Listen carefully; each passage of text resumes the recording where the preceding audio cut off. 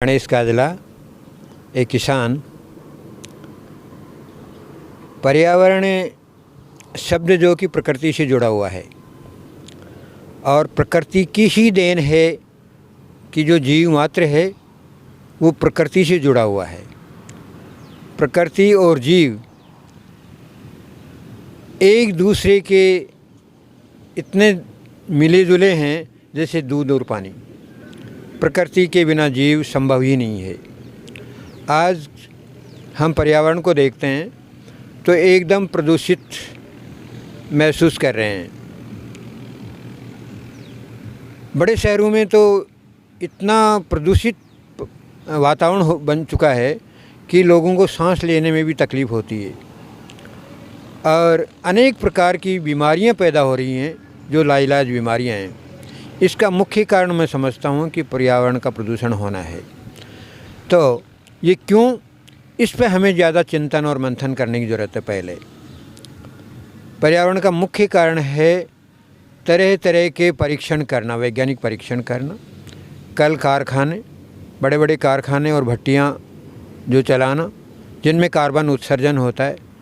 और आज के इस मशीनी युग में आप देख रहे हैं कि प्रत्येक व्यक्ति के पास वाहन सुविधा है, तो जितने वाहन बढ़े हैं उतना ही पर्यावरण प्रदूषित हुआ है। तो इन सब से बचने के लिए ज़रूरी है कि वृक्षारोपण होना चाहिए, क्योंकि जो पेड़ पौधे हैं, प्रकृति है, वो हमारे जीवनदायिनी है। ये कार्बन डाइऑक्साइड ग्रहण करती है और ऑक्सीजन देती है। तो ऑक्सीजन जीव मात्र के लिए जीने के लिए ज़रूरी है।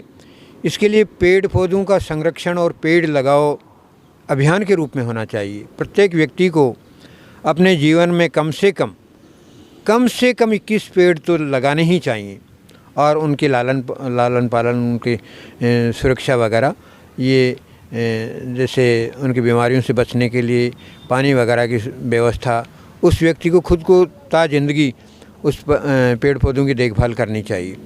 और जब पेड़ पौधे और घने जंगल होंगे तो निश्चित रूप से ऑक्सीजन की मात्रा बढ़ेगी वायुमंडल में, और ऑक्सीजन की मात्रा जब वायुमंडल में बढ़ेगी तो बीमारियों का नाश होगा, वायुमंडल प्रदूषित नहीं होगा।